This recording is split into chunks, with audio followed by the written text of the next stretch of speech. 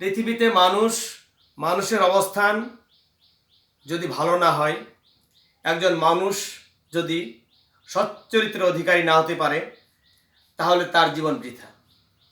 মানুষ ভাবে যে পৃথিবীতে সে এসছে, সে চিরকালে এভাবে থেকে যাবে। আসলে কি তাই? না, মানুষকে পৃথিবী ছেড়ে একদিন চলে যেতে হবে। কোথায় যাবে?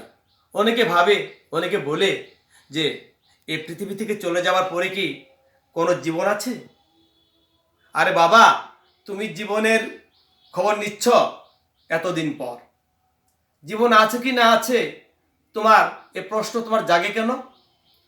তুমি কি জানো না তুমি অদেখা লক্ষ লক্ষ বস্তু বা হাজার হাজার বস্তু না দেখেই তুমি বিশ্বাস করে যাচ্ছ।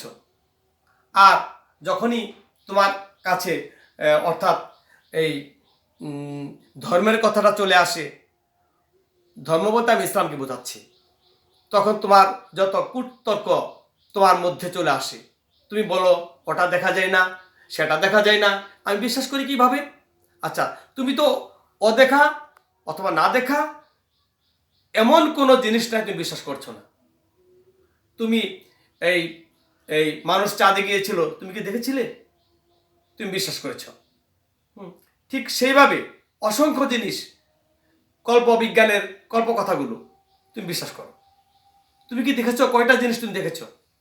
সো তোমাকে অনেক প্রচুর লেখাপড়া করতে হবে, জ্ঞান চর্চা করতে হবে, ধর্ম চর্চা করতে হবে। তারপর তুমি যদি আল্লাহ দয়া করে তুমি একটা সিদ্ধান্তে পৌঁছতে পারবে। এটুকুই আমার কথা। শেষ। That's enough.